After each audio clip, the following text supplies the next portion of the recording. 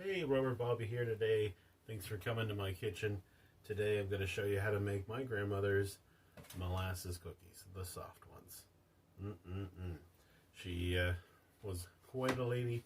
May she rest in peace. She actually published her own cookbook with a mixture, a few poetry books, but one of them was actually mixed with poetry and recipes. And I loved her molasses cookies, her peanut butter cookies. The woman could bake.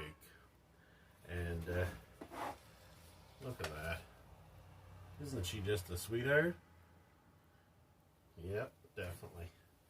Anyway, I'm hoping to do a few of her recipes and honor her with everything she's meant to me growing up and today.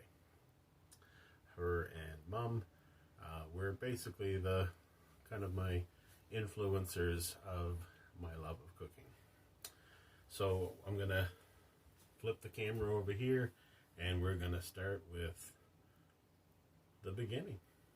Alright, so in her recipe book she did call for Crisco, but me, I'm gonna go with butter, or in this case I can't believe it's not butter. Let's get a, can't find my, I'm going to do a half recipe because I don't really need that many cookies, obviously, but not that I wouldn't mind. Let's just get this all measured out. I've actually misplaced my half cup, so I'm going to go with a quarter cup twice. I know, I am a genius. Doesn't get any better than this.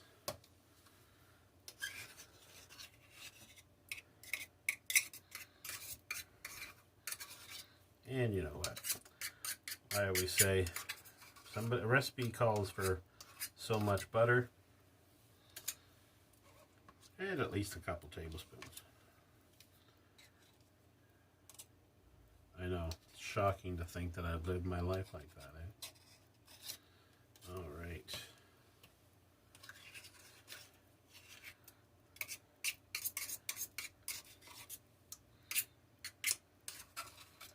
Knife probably isn't the best, but we're not professionals here. We're renegades.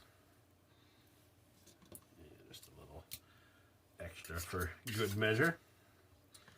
All right, next thing we have to do is add the sugar. So that was a half a cup of butter. Now, I'm not sure if any of you have a hard time keeping your sugar from hardening up because you live in maybe a high humidity area. I do. And if I don't put my sugar in one of these cloth bags that I just picked up at the local food land, it will actually turn into one big sugar cube, or sugar block, I guess, in this case. So we're looking for half a cup of white sugar.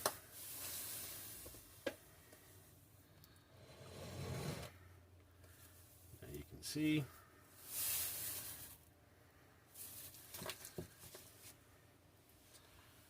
And let's actually do this a little bit more properly here. Always good to use the right tools, or if not the right ones, the ones that are most effective with what you have. All right, so we got that. Let's get rid of this paring knife. All right, and let's take a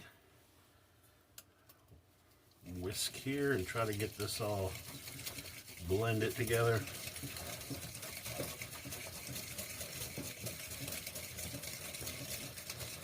Your wet ingredients are usually the ingredients that you need to blend.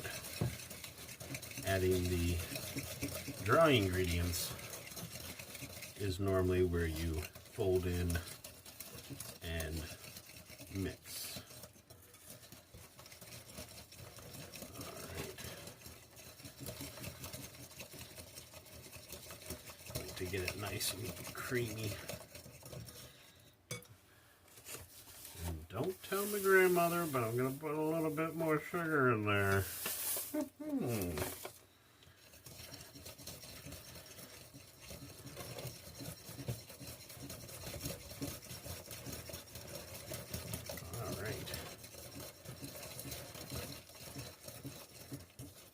Beautiful.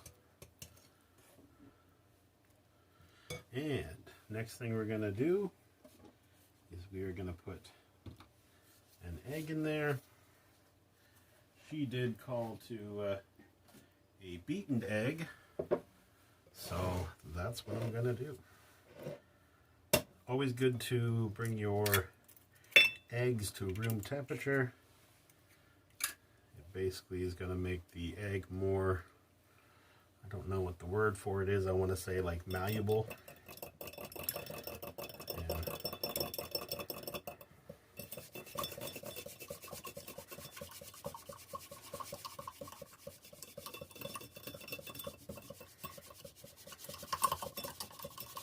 Look at that, just like saving power, doing my part to make the world a better place. Alright, so let's pour that in there.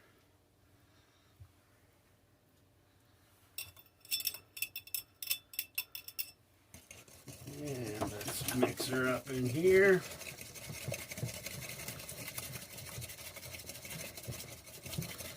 Someday I look forward to getting one of those KitchenAid or KitchenMaid or whatever it is brand for a mixer. Although there is something to be said about mixing it yourself. Alright, next thing is yummy, yummy good molasses.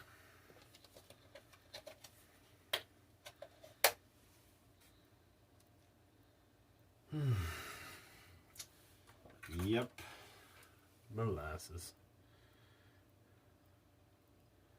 So let's gonna put in there a full cup, which I actually do have a measuring cup for a full cup, but since we already have this one dirtied and it still works as well, I do like to add more molasses just because I just can't get enough of it.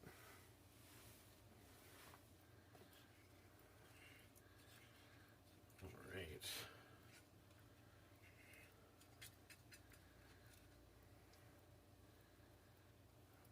And I bet you can't guess what we're going to do next. You're smart. We're going to whisk her up again. Whisker, no whiskers. I frown on whiskers in my food. Maybe that's just me. All right.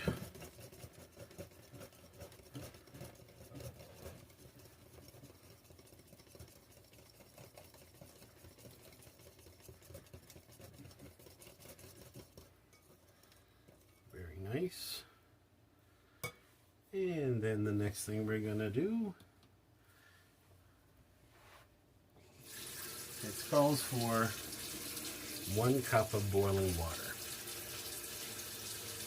I'm gonna do it the lazy man's and not boil it, but I'm gonna run my hot water because I've done it multiple times before and that's worked just as well as taking the time for that. But as that's getting there, I'm gonna grab my vinegar and my measuring spoons. We're going to need 1 tablespoon of that vinegar after we get the boiling water in there.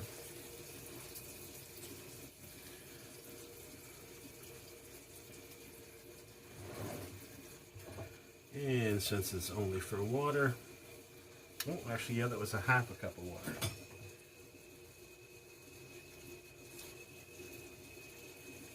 See if we can carry this from the sink without making a mess all over the place.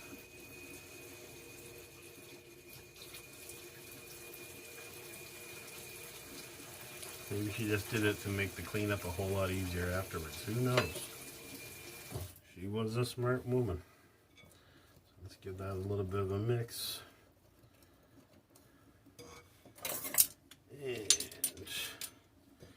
a teaspoon of vinegar.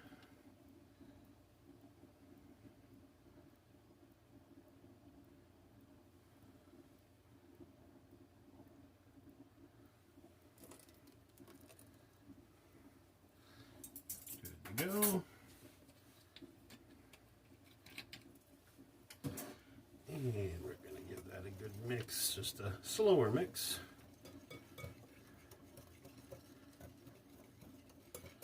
All right. And you know what? I don't like to waste dishes. I know usually when you make these things, they say mix your wet with your dry, or separately from your dry, and then mix it together. But why waste the dishes? So we're going to go with the next ingredient, which is our flour. And there we go. We need 3 cups of flour. And I'm going to put it in through that. Get rid of any possible, foreign objects, or also just to make it more loose. Plus my flour is a little bit old. But it was on sale. And I had actually bought it for someone else as well, and they ended up needing it, so I'm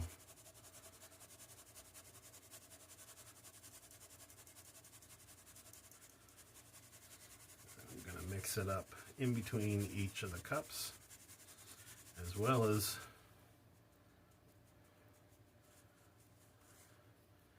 just going to break that up because that's not all bad. It's just needs a little bit of TLC, so that's good enough for that. And I'll dump that over here into the compost. So much nice and fluffier that way. Trying to get a little bit more light there. All right, and I'm also going to start putting the other dry ingredients in between the cups of flour. Next thing we're going to do is put 2 teaspoons of baking soda. Which, by the looks of it, I'm getting low on.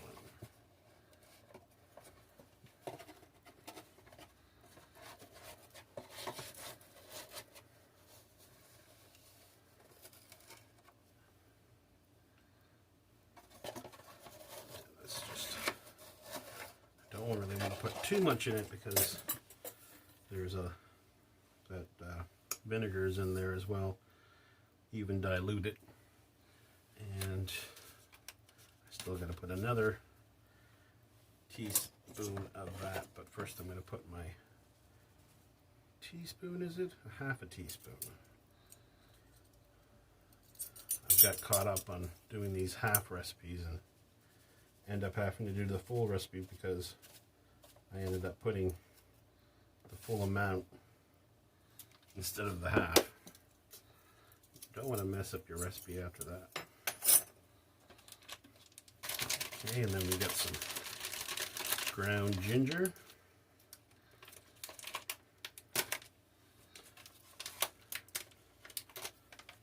I love spice. Spice in my cookies, spice in my cakes. Oh, you can smell that ginger as soon as you open it. Right, so we need a tablespoon of ginger.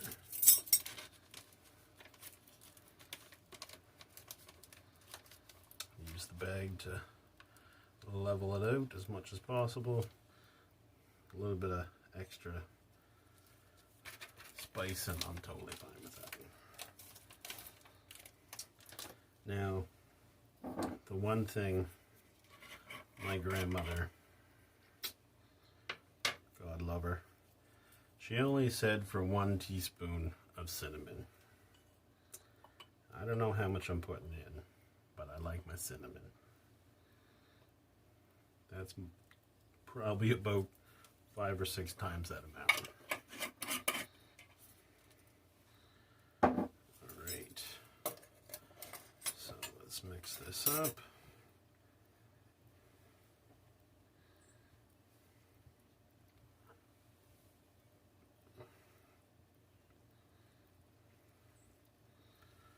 Get that,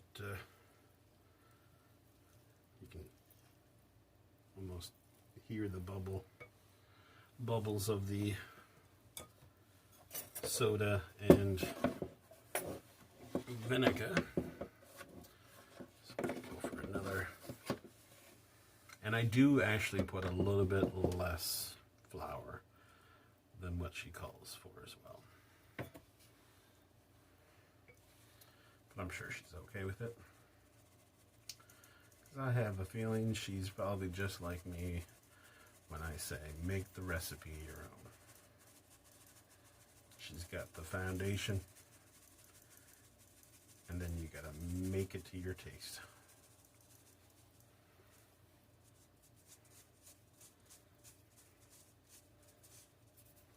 There we go, that's good for that. So that is needing only 1 more cup of flour.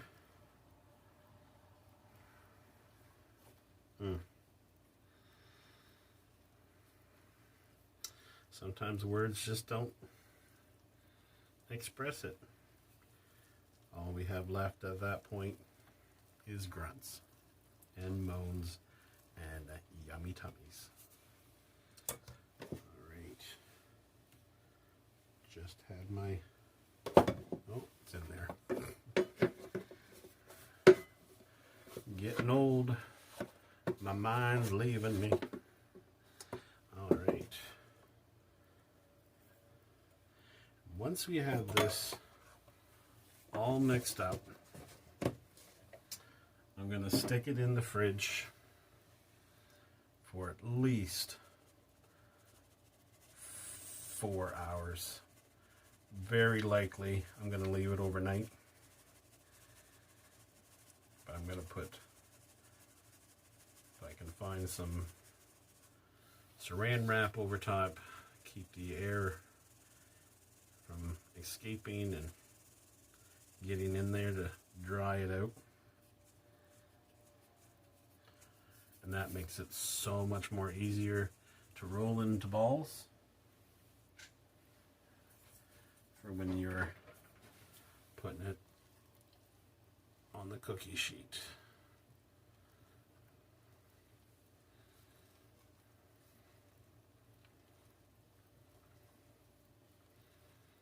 Slow mix, blend. Well, not blend, because blend is more like from a blender, but we're just mixing, folding it in.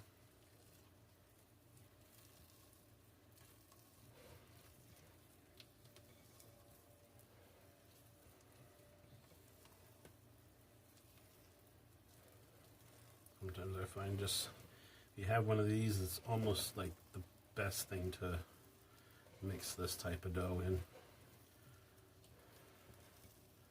Smudge it around the side.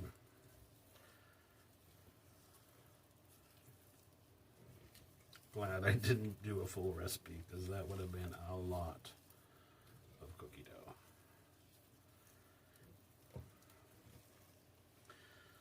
Does seem a little loose, so maybe this time I'm gonna listen to my grandmother, because I did leave a little bit of flour out of it. Put just a little bit back into it.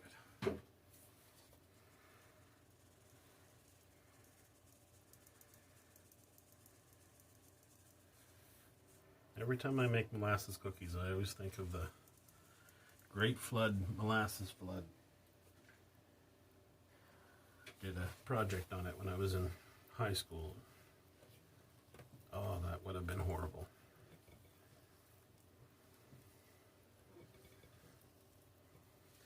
Does Doesn't sound bad until you realize that the flood was not cold molasses.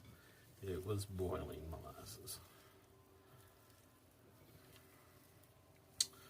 And so concludes our history lesson today. Alright, so yeah, that's got a little bit more give to it.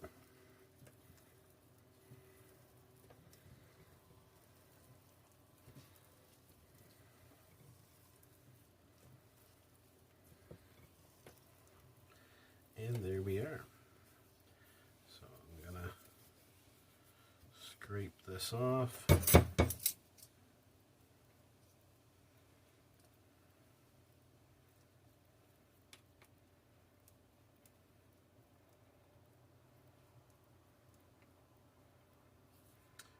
Don't want to waste any cookie dough. Does it look like I waste cookie dough? Come on. Alright, so that's it. We're gonna, as I said, I'm gonna put saran wrap on it. Gonna stick it in the fridge overnight. And then we'll go from there. I guess I'll catch you on the flip side. Hey, Robert Bobby back with you again. This was actually in the fridge for longer than 24 hours.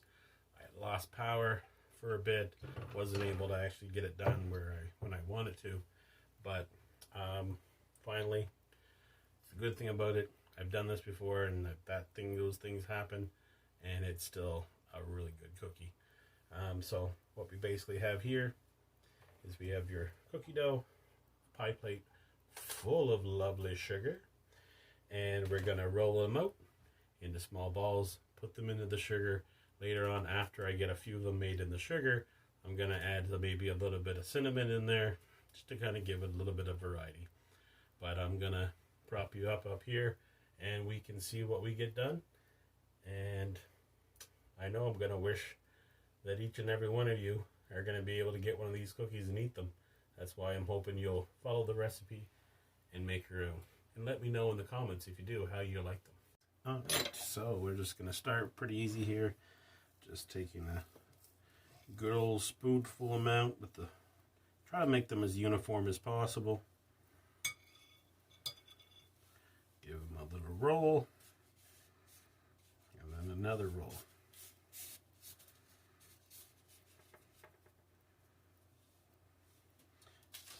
And that's pretty much it. Now you probably see there's a glass of water there. I use that to kind of wet my fingers every once in a while because sometimes the dough gets stuck and then other dough gets stuck. So I just kind of want to make sure we're keeping it nice and moist. I know it's a horrible word. A lot of people don't like it, but I'm not one of them. And the water as well will help to get a little bit of extra sugar put onto it. So that last one just doesn't seem to be good enough. All depends on how much you want to put into it, really.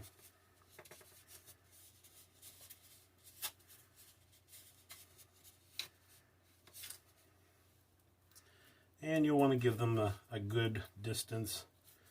I would say probably 2 or 3 inches apart. I don't mind if my cookies touch, but you definitely would probably want to have it as, individual as possible.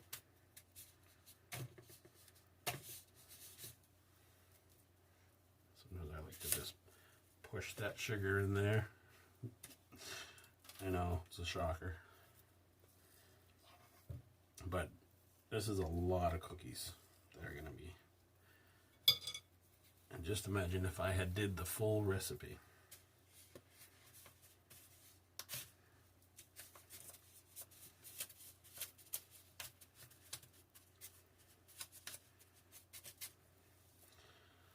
I get excited about sweets. My brother, he's a potato chip man, one of those salty versus sweet. But me, I'd cross the road any day for Kit Kat bar. I won't even tell you what I do for a Klondike bar. That would be a different rating for this YouTube, I'm sure. So I'm just going to keep on trucking on here. I'll check back with you once I get these all rolled out and slide them in the oven and get ready for some milk and cookies. And here we have it. So now the only other thing I'm going to do is I'm going to do the old, make it look all pretty, just like my grandma used to do to most of her cookies. I'll do the same thing to the peanut butter cookies when I go through that recipe. God love my grandmother. She's got your ingredients and what order to mix them, and the only thing they say left, she says left, is leave in fridge overnight, roll in the morning, bake in hot oven, these stay soft. So that's, I guess that's all the direction I'm going to give you. Maybe. But I did put my, just going to put a little bit of, always nice to have that crystallized sugar on top there. Have that kind of caramelized. Sometimes I'll even put some brown sugar on top of just any cookie, or even on the bottom. So that's kind of going a little crazy, but it kind of gives it a little bit of extra crunch as well. I have my oven on about 360, and I'm going to put it in there for, I'm going to say they're pretty good size. I'm going to try 15 minutes. Oh, jeez. And then go from there. I got about almost 30 cookies all together. Bunch over there, but I'll come back after this and see what we have.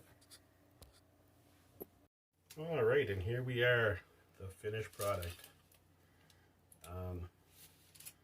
These just disappeared. Pay no mind to those ones. But I've got another batch in the oven. Got some back there cooling. You can almost see the how it's crispy because of the sugar. Beautiful crust on top, and nice and soft, just the way the recipe promised.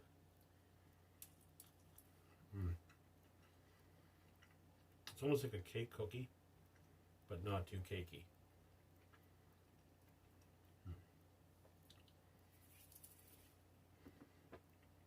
I got my milk ready. This might be my supper. Don't tell nobody. Don't tell my dietitian. But thanks for stopping by. I'm hoping to do a lot more desserts, treats like this. She's got a lot of it in her book, and as well as my mom's recipes. I think between the two of them, I should be able to keep on trucking for quite a while. But thanks for stopping by, like I said, and I hope you enjoyed the show. If you do, like, share, and subscribe.